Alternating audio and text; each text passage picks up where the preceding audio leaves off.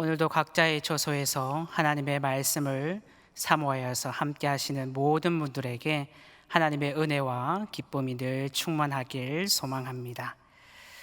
프랑스 철학자 샤르트르는 이런 이야기를 했습니다. 사람의 인생은 B와 D 사이의 시다. 이 말의 뜻은 인생은 birth, 탄생과 death, 죽음, 그리고 그 사이에 choice, 선택으로 구성된다는 뜻입니다. 이처럼 우리는 인생을 살아가면서 매일 수많은 선택이라는 갈림길에 놓이게 됩니다. 오늘은 무엇을 먹고 무엇을 입으며 또 어디를 가며 어떤 일을 할까? 단순하고 사소한 선택부터 매우 중요한 선택까지 우리는 선택이라는 갈림길에서 늘 고민하고 최선의 것을 선택하길 원합니다. 왜냐하면 어떤 선택을 하느냐에 따라서 우리의 삶과 인생이 달라지기 때문입니다. 요즘 들어 선택의 기로 앞에 우리는 더 자주 서게 되는 것 같습니다.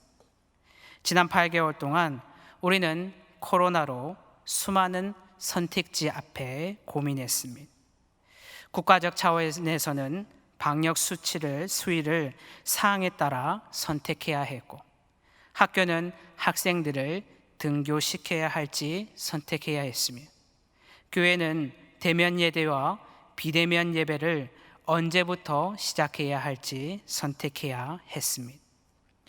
지난 2.5단계가 시행되었을 때는 많은 사업장과 자영업자들이 문을 계속 열어야 할지 닫아야 할지 선택해야 했고, 추석이 다가오는 지금은 추석에 고향을 가야 할지 말아야 할지 선택의 기로에 있습니다. 그런데 그 선택이라는 갈림길 앞에 우리는 자신 있게 선택을 하지 못합니다.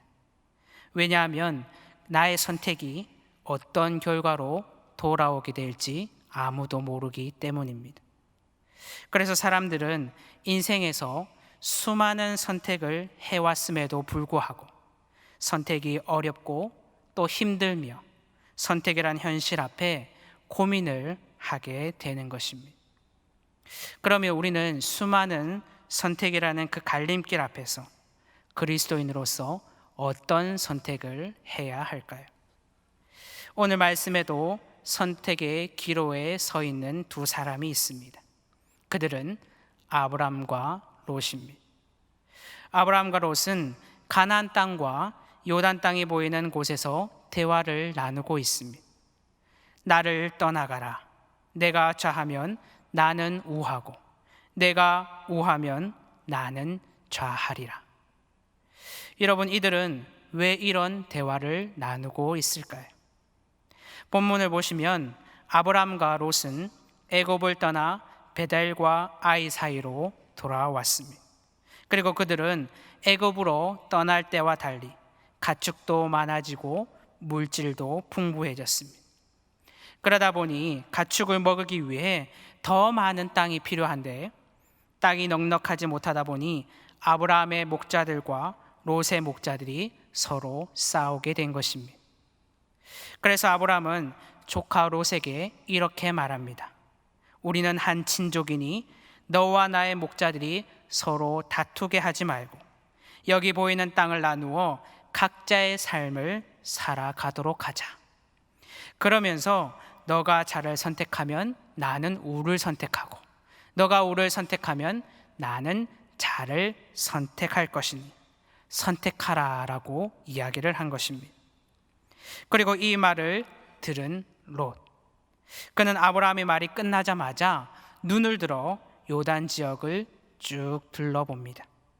그리고 물이 넉넉한 요단에서 소알 지역을 보면서 롯은 이렇게 생각했겠지요. 물이 넉넉하니 당연히 땅은 비옥할 것이고 땅은 비옥하니 그 땅에서 나오는 소출은 말할 것도 없이 풍부하겠지. 여호와의 동산 같고 마치 애굽 땅과 같은 그 땅은 충분히 롯이 선택할 만한 땅이었습니다. 드디어 결정의 순간, 롯은 비옥한 요단 땅을 선택하게 되었고 아브라함은 비옥하지 않은 가나안 땅을 거주하게 되는데, 이것이 오늘 우리가 읽은 본문의 이야기입니다. 어찌 보면 이 본문의 이야기는 단순히 삼촌과 조카가 사이좋게 땅을 선택해서 각자의 삶으로 간 이야기로 볼 수 있습니다. 그러나 이 이야기는 날마다 선택의 기로에서 선택을 해야 하는 우리들에게 정말 중요한 것을 말해주는 본문이기에 우리는 이 본문을 잘 살펴볼 필요가 있다는 것이죠. 그럼 먼저 롯의 선택을 살펴보도록 하겠습니다. 10절에 보면 롯은 눈을 들어 요단 지역을 바라보았다라고 되어 있습니다. 그는 물이 넉넉하고 기름진 땅을 바라보면서 그 땅에서 앞으로 자신이 누릴 윤택한 삶을 기대했을 것입니다. 풍요로움과 넉넉함, 그리고 안정과 행복, 이 모든 단어가 그의 머리에 스쳐 지나갑니다. 그리고 생각만 해도 행복한 삶을 기대하며 그는 망설임 없이 요단 땅을 선택하게 되죠. 여기서 오늘은 롯의 선택의 기준을 보게 됩니다. 그것은 내가 이것을 선택했을 때 얼마나 많은 풍요를 나에게 주고 얼마나 많은 안정감을 주며 얼마나 나를 행복하고 즐겁게 해줄 것인가. 이것이 바로 롯의 선택의 기준이었습니다. 이는 한마디로 롯이 세상의 기준으로 요단 땅을 선택했음을 의미합니다. 그런데 이 본문을 묵상하면서 한 가지 드는 의문점은, 분명 롯도 아브라함과 함께 지내면서 하나님께 제단을 쌓고 예배도 드리며 여호와의 이름을 불렀던 사람이었을 텐데, 왜 그는 자신의 인생 가운데 가장 중요한 선택이라고 할 수 있는, 자신의 미래가 바뀔 수 있는 이 중요한 순간에 하나님께 기도하거나 묻기보다 세상의 기준을 선택했냐는 점입니다. 사실 롯은 가나안 땅이 어떤 땅인지 잘 알고 있었습니다. 왜냐하면 12장 1절에 보시면 여호와께서 아브라함에게 고향을 떠나 너에게 보여줄 땅으로 가라고 했을 때 아브라함은 여호와의 말씀을 따라 롯과 함께 하란을 떠났다고 나옵니다. 그런데 당시 고향을 떠난다는 것은 그리 쉬운 일이 아니었다는 것이죠. 오늘날처럼 모든 것이 다 갖추어진 지역에 이삿짐 센터를 불러서 그냥 이사하는 것이 아니라, 이사를 가면 우물을 파는 것부터 시작해서 삶에 필요한 모든 부분을 처음부터 끝까지 다 개척해야 했기에 고향을 떠나는 것은 아주 중요한 결정사항이었습니다. 그러므로 아브라함은 자신이 하나님께 받은 언약의 말씀과 함께 고향을 떠나야만 하는 이유를 아내 사레와 조카 롯에게 충분히 설명했을 것이고, 롯도 가나안 땅이 하나님의 언약의 땅, 또 축복의 땅임을 알고 있었던 것입니다. 그러나 롯은 그럼에도 불구하고 망설임 없이 요단 땅을 선택합니다. 왜냐하면 가나안 땅은 언약의 땅이었지만 물이 풍족하지도 않았고 소출도 넉넉하지 않았기 때문입니다. 당장 즐겁고 풍족하게 살 수 있는 요단 땅이 바로 앞에 있는데 굳이 언약의 땅이라는 것만 믿고 선택하기에는 가나안 땅이 그리 좋아 보이지 않았던 것입니다. 여러분, 우리도 이러한 선택을 할 때가 많지 않습니까? 하나님께 받은 약속이 있고 음성을 들려주신 것이 있음에도 불구하고 언제 이루어질지 모르는 상황에서 기다리다가 지치고 힘들 때, 그래서 이것을 왠지 붙잡고 있으면 당장 손해보는 것 같은 느낌이 있을 때, 그런데 당장 내 앞에 많은 유익을 줄 수 있는 것들이 내 앞에 놓여진다면 우리는 그것을 선택하고자 하는 마음이 생기게 됩니다. 그리고 마음 한구석에서 이런 갈등을 겪게 되지요. 내가 이 선택을 해도 될 것인가? 이는 우리가 영적인 존재라는 의미와 함께 영적인 존재는 육체적인 마음과 영적인 마음이 늘 갈등할 수밖에 없음을 의미합니다. 그런데 중요한 것은 이러한 생각이 엄습해 올 때 우리는 지금 눈에 보이는 당장의 유익의 마음에 쏠려 롯과 같이 하나님과 또 하나님의 약속의 말씀은 내 마음 한구석에 밀어 넣어둔 채 내 경험과 내 생각을 가지고 선택해 버린다는 것입니다. 이것이 바로 우리의 현실이라는 것이죠. 그리고 우리는 이러한 사람들을 선택의 주도권을 가진 자다라고 이야기합니다. 여러분, 이러한 사람들의 특징은 무엇입니까? 바로 하나님의 뜻을 계속 미룬다는 점입니다. 그리고 자신의 경험과 생각을 점점 더 의지하게 됩니다. 그러다 보니 하나님의 방법이 아니라 세상적인 방법을 사용하게 되고 정의와 정직이 아니라 속임수와 불의를 행하게 되며 하나님이 주시는 지혜로 분별력을 가지는 것이 아니라 지금 당장 나에게 이익이 되고 눈에 좋아 보이는 것을 선택하게 되지요. 결국 이러한 삶은 하나님과 점점 멀어지게 되어서 제 길로 들어가게 됩니다. 여러분, 이것을 가장 잘 보여주는 것이 롯의 모습 아니겠습니까? 창세기 19장에 보면 소돔과 고모라가 멸망할 때 천사가 롯을 구원하면서 그에게 이 제약된 땅을 떠나자고 했을 때 롯의 모습을 보면 그가 제약된 땅을 떠나면서 너무나 아쉬워서 지체하는 것을 보게 됩니다. 따라서 19장 29절에 보면 롯이 의인이어서가 아니라 하나님이 아브라함을 생각하사 롯을 구원하셨다라고 되어 있습니다.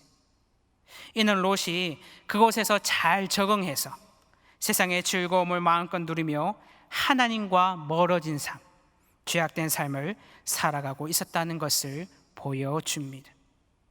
따라서 우리는 롯의 모습을 통해서 세상의 기준을 가지고 선택하는 자는, 그리고 내 삶의 주도권을 가진 자의 삶이 어떤 결과를 가지고 오는지 우리는 알게 되는 것입니다.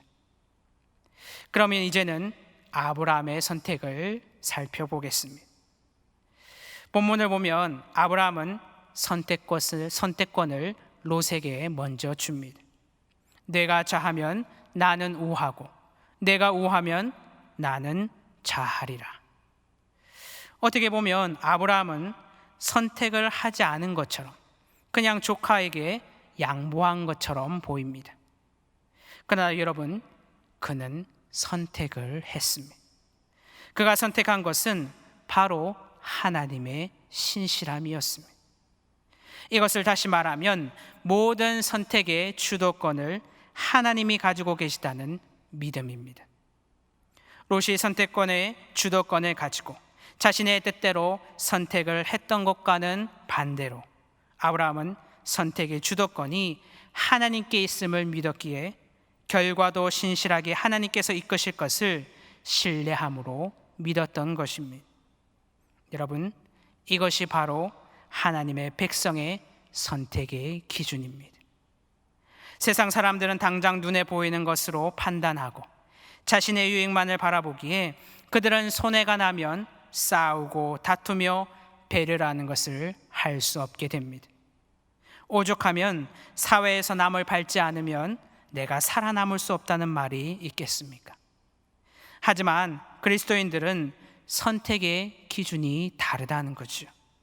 당장은 손해보는 것 같이 미련해 보일지라도 우리의 삶의 주도권을 가지고 계시는 하나님의 우리의 하나님이시고 신실하게 우리 삶을 이끄시고 인도하심을 알기에 우리는 아브라함처럼 양보하고 손해를 보더라도 원망보다는 배려하고 사랑할 수가 있는 것입니다. 그러면 여러분, 아브라함은 어떻게 하나님의 신실함을 선택할 수 있었을까요? 사실 아브라함도 처음에는 롯과 같은 선택을 한 사람이었습니다. 그가 처음 고향을 떠나 가나안 땅으로 왔을 때 많은 기대를 품고 왔던 아브라함과 달리 그 땅은 기근의 땅이었습니다. 당연히 아브라함은 실망하는 마음과 함께 하나님을 원망하고 불평하는 마음도 있었을 것입니다. 그리고 한편으로는 이 기근 속에서 어떻게 살아가야 할지 앞이 막막했을 것입니다. 결국 그는 어떤 선택을 하게 됩니까? 하나님의 약속의 땅을 저버리고 애굽으로 내려가는 선택을 하게 되죠. 그런데 애굽으로 간 아브라함에게 또 다른 시련이 생깁니다. 그의 아내 사레가 너무나 아름다워서 그 땅 사람들이 사레를 차지하려고 자기를 죽일지도 모른다는 그 두려움에 사로잡히게 된 것입니다. 그래서 그가 생각해낸 것이 무엇입니까? 바로 오빠라는 속임수였습니다. 여러분, 이런 아브라함의 마음은 어떠했을까요? 그는 이방 땅에서 겪는 두려움과 함께 아내를 지키지 못했다는 죄책감, 그리고 이러한 자신을 바라보는 자괴감이 들었을 것입니다. 여러분, 우리들도 때론 아브라함과 롯과 같지는 않습니까? 하나님의 뜻을 알면서도 그것을 저버리고 삶의 주도권을 내가 쥐고서 내가 좋아 보이는 것을 선택하고 일이 잘 풀리지 않을 때는 남을 속이고 또 다른 방법을 찾아 나서는 것, 때론 더 잘 될 것이라는 기대와는 달리 도리어 더 큰 어려움이 닥칠 때 우리에게는 현실의 두려움과 하나님의 뜻을 따르지 않았다는 죄책감, 그리고 이러한 자신을 바라보는 자괴감 가운데 빠져나올 수 없는 블랙홀로 빠져들어갈 때가 너무나 자주 있다는 것입니다. 그런데요, 여러분, 이러한 연약한 우리의 모습이 있음에도 불구하고 감사하게도 하나님은 우리에게 은혜를 베풀어 주시는 분이십니다. 이렇게 세상적인 방법과 속임수를 쓰고 있는 아브라함에게 하나님은 은혜를 베푸셔서 바로에게 풀려나게 했을 뿐만 아니라 더 큰 축복을 주십니다. 왜냐하면 하나님은 언약의 하나님이시요 그 언약을 지키시는 신실하신 분이시기 때문입니다. 결국 하나님의 은혜로 바로에게 풀려난 아브라함은 이 사건을 통해서 많은 것을 깨닫게 됩니다. 자신을 믿고 의지할 것은 강력한 세상의 힘이 아니라 하나님이란 사실, 어려움과 위기의 순간에서 나의 생명을 구할 수 있는 것은 나의 지혜와 경험과 생각이 아니라 오직 하나님밖에 없음을 그는 뼈저리게 느낀 것입니다. 한마디로 우리 삶의 주권자는 내가 아니라 하나님이시고 그 하나님은 우리 삶을 신실하게 이끌어 주신다는 것을 명확히 깨달은 것입니다. 따라서 그가 이것을 깨닫고 가장 먼저 한 것이 무엇입니까? 바로 예배의 자리로 돌아간 것입니다. 그는 다시 약속의 땅으로 돌아와서 처음에 쌓았던 제단으로 돌아와 예배를 드리고 여호와의 이름을 부릅니다. 그리고 다시 한번 하나님의 언약의 말씀을 그의 마음속에 새깁니다.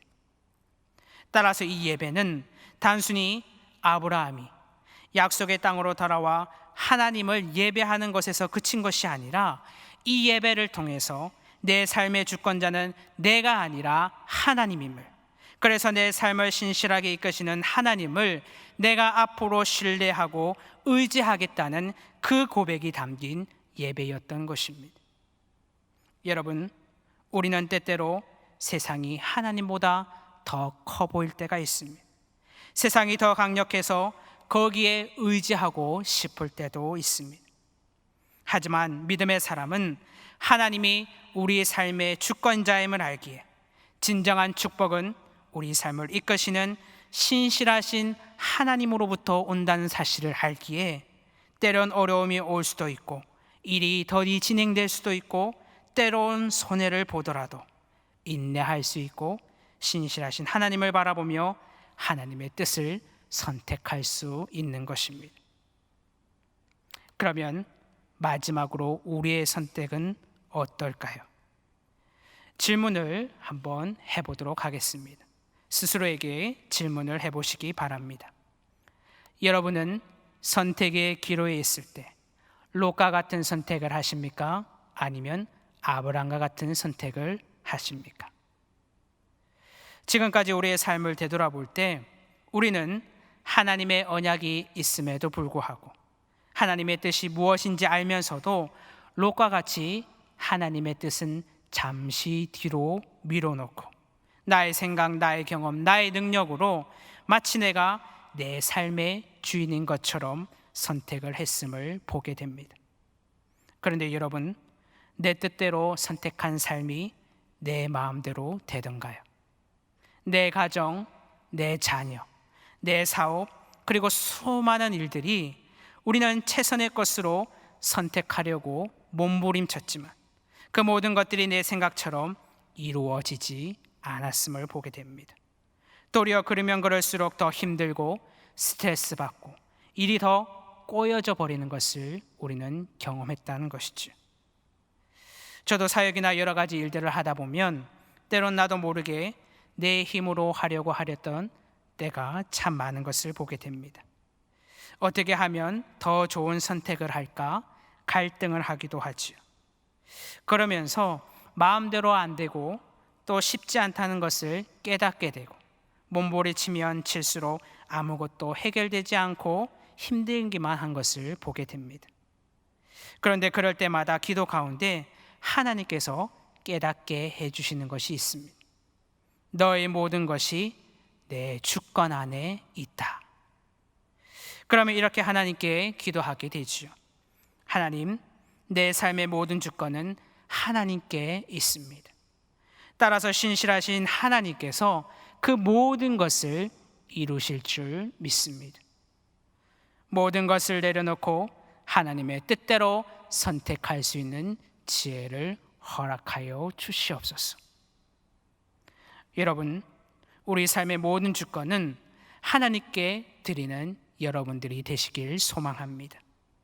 우리 삶을 이끄시는 신실하신 하나님을 늘 신뢰함으로 하나님을 바라보는 여러분들이 되길 소망합니다. 그럴 때 우리는 하나님이 주시는 평안을 경험할 뿐만 아니라 하나님께서 주시는 지혜를 통해서 또한 하나님의 방법대로 해결해 주시는 은혜를 누릴 줄 믿습니다. 따라서 잠언 기자는 이렇게 고백합니다. 너는 마음을 다하여 여호와 하나님을 신뢰하고 내 명철을 의지하지 말라. 너는 범사의 그를 인정하라. 그리하면 내 길을 지도하시리라. 아멘. 그렇습니다. 우리는 우리 삶의 모든 주권을 주님께 드리는 인생이 되어야 합니다. 그리고 지금까지 선택의 기로에서 고민했던 것과는 다른 차원의 고민을 해야 합니다. 세상 사람들이 정말 선택을 할 때 이 상황에서 어떻게 하면 내가 최선의 선택을 할 수 있을까라고 고민하고 그 결과를 마음 졸이면서 기다리는 것이 아니라 내 삶의 주권을 하나님께 드리느냐 아니면 내 삶의 주권을 내가 가지느냐의 선택의 기로에서 끊임없이 하나님께 내 삶의 주권을 드리는 선택을 하는 것, 이것이 바로 그리스도인인 우리가 해야 할 선택의 기로이며 또한 우리의 선택이 되어야 합니다. 여러분, 이러한 선택의 모습을 가장 잘 보여주신 분이 누구십니까? 바로 우리를 위하여 육신의 모습으로 이 땅에 오신 예수님이십니다. 주님은 십자가의 고통이 있기 전에 겟세마네 동산에서 이렇게 말씀하십니다. 내 마음이 매우 고민하여 죽게 되었으니. 육신의 몸으로 오신 예수님도 그 십자가의 고통이 너무나 크다는 것을 알기에 고민하고 슬퍼하며 또 고민하셨습니다. 그리고 마태복음 26장 39절을 통해서 예수님의 마음을 우리는 더 잘 알게 되는데 얼굴을 땅에 대시고 엎드려 기도하시면서 뭐라고 말씀하십니까? 내 아버지여, 만일 할만하시거든 이 잔을 내게서 지나가게 하옵소서. 만약 우리가 이러한 상황이었다면 얼마나 많은 생각과 선택을 위한 고민을 했을까요? 고통과 고난이 너무나 큰 걸 안다면 우리는 아마 다른 선택을 했을 것입니다. 그런데 주님은 모든 것을 내려놓고 하나님의 뜻을 선택하시는데 그 선택의 말씀이 우리들의 마음을 울립니다. 그러나 나의 원대로 마시옵고 아버지의 원대로 하옵소서. 결국 주님은 자신의 삶의 주권을 하나님께 모두 드리는 선택을 하셨습니다. 여러분, 이러한 주님의 선택과 고백이 우리들의 선택과 고백이 되길 소망합니다. 이제 말씀을 맺습니다.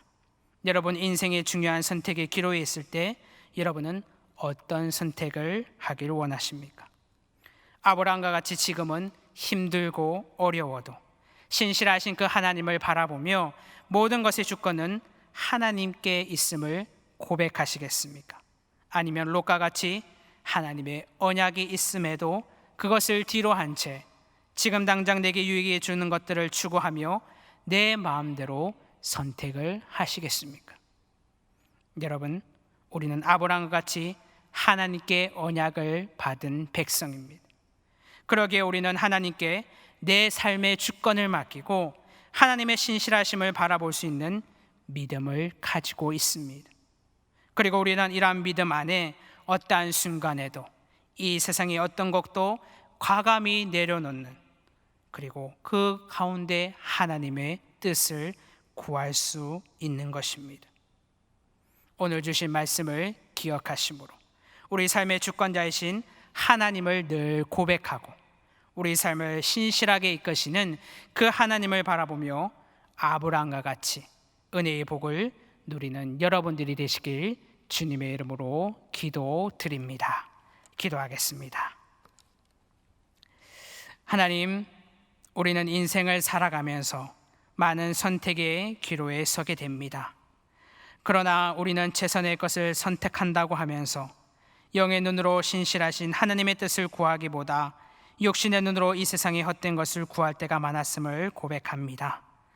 또한 하나님의 뜻을 알면서도 나의 연약함 때문에 하나님의 뜻을 뒤로 한 채 내가 내 삶의 주인인 것처럼 선택했음을 고백합니다. 그러나 주님, 이제는 우리 삶의 주권자이신 하나님을 의지하고 우리 삶을 인도하시는 신실하신 하나님을 바라보는 저희들이 되게 하여 주시옵소서. 그래서 끊임없이 하나님께 내 삶의 주권을 드리는 선택을 하는 우리들이 되게 하여 주시옵소서. 예수님의 이름으로 기도드리옵나이다. 아멘.